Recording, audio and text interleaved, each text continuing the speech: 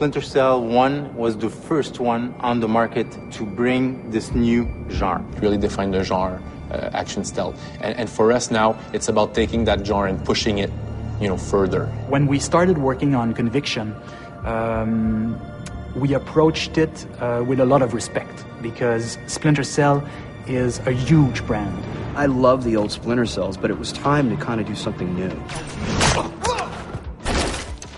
We did our homework, so we replayed all the Splinter Cell games.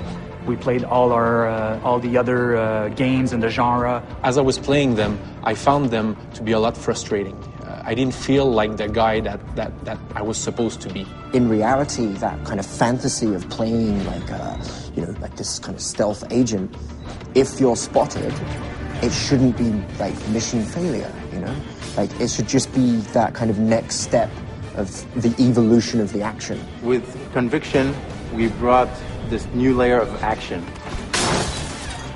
Stealth games, they can be permissive and they can be spectacular.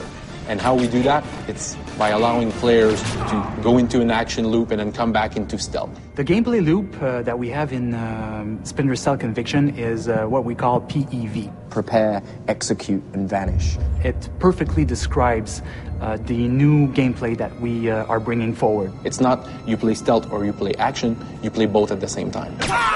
What we're really allowing you to do now is approach these missions however you want. This is what I want to do, this is where I want to go, bang, I do it. If you approach the enemies in a stealthy fashion, you can then be rewarded with a Mark and Execute. Mark and Execute is a new gameplay system that we've created for Splinter Cell. And the core philosophy is basically having the player able to kind of master Sam's skills. Like you have classic scenes in movies when people breach a room, pull the pistol out, bang, bang, bang, 3 shots will kill 3 guys. We want the player to be able to experience that kind of thing. Basically, when you're in the shadows, you can observe the enemy and prepare your plan or your tactic. You have a look around, see which enemies you want to target, bang, click the right bumper, Mark appears on his head, go for the next guy, Mark appears on his head, and then at any time you want, when you're in the right position, press Y, and then you'll unleash like a barrage of bullets at these guys. You can even mark lights, all different objects. Being able to orchestrate the battle, being able to orchestrate the attack in a very feral predator way that just makes this game amazing. Everyone is still finding new and cool ways to use Mark and Execute. We're doing it fast because we want you to feel like a predator, like a panther. You got Sam moving in such a way that he never moved before. He's just doing moves that are just powerful. You get seen by the enemies, they start shooting at you, they start engaging you.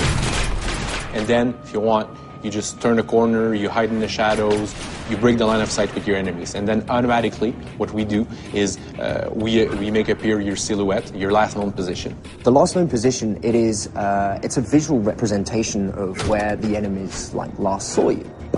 Like a figure of you will appear there, like a ghostly kind of figure. And what that does is it tells the player, good job, first of all, you've broken line of sight with the enemy, they don't know where you are. But also what it does is that it tells you that the enemy is going to concentrate on that last known position. So you know where they're going, you know where they're looking. So you can flank them, you can ambush them, so you can really play with them the way a cat would play with a mouse.